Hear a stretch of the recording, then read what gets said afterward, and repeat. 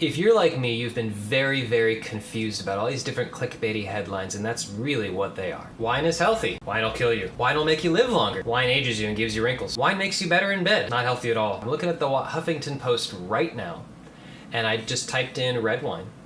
Now what ends up happening is the very first article says, man lived to 107 by drinking lots of red wine every single day. The next post down, I'm not even kidding about this, you can go do this search yourself. The next post down says, sorry red wine drinkers, your favorite beverage isn't that healthy. So which one is it? Which one is it? Well, a little bit of science, okay? Resveratrol is one of the polyphenol family, and you can find polyphenol in a lot of different things, coffee being my favorite source, but you can also find little small traces of it in red wine. Resveratrol has scientifically been shown to help cells hold their shape, keep a little bit younger, keep wrinkles away, yada yada yada. Here's the problem. When they did these studies, they did not do it in humans, they did it in rats. They have much smaller bodies, and they can use a lot more resveratrol per kilogram of body weight in a mouse than you can in a human. Here's the problem. In the actual study itself that the HuffPo actually references, they even say, the author of the study even says, this is not a good way to actually promote health in people. The amount of resveratrol you'd have to have in this form would have to be 600 bottles a day to even see this minute bump in health. It's not feasible. I mean, you'd die from alcohol poisoning. You'd probably drown in your own freaking, bladder, if you will. Here's the problem, okay?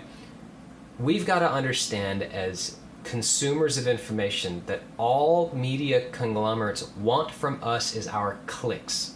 So they will put headlines like, man lives to 107 by drinking a lot of red wine. Shame on you, Huffington Post, for writing that article. It was not steeped in science at all, but it was worded in such a way that it kind of was not lying.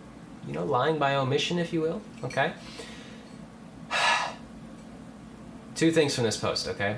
If you want polyphenols that'll make you last longer, drink regular coffee that's whole bean, not filtered with a lot of other crap, French press or AeroPress, something like that, and you'll actually get a lot more resveratrol and other polyphenols than anything you'll get from wine ever.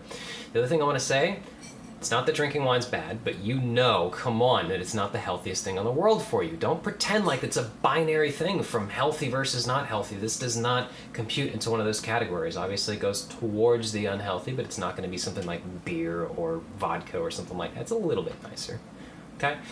Last thing I'm going to say, I'm going to put a lot more posts like this out there. I really think we need to start slapping the wrists out of a lot of these different conglomerates that are just trying to bide for our clicks. They do not care about our health at all. They get paid on our clicks and selling advertisements, and I think it's borderline illegal, if not just plain unethical, to put bad information out like this to kind of goad you and I into buying more products. All right? I hope you guys join me on this little fight. Leave a comment below if you have any other articles that you'd like me to dissect. I will actually go and read the full 30 to 50 page scientific article if I need to give you guys much better information out there, okay? Otherwise, have a phenomenal Friday. Have a great weekend if I don't see you on the weekend, and I will talk to you later.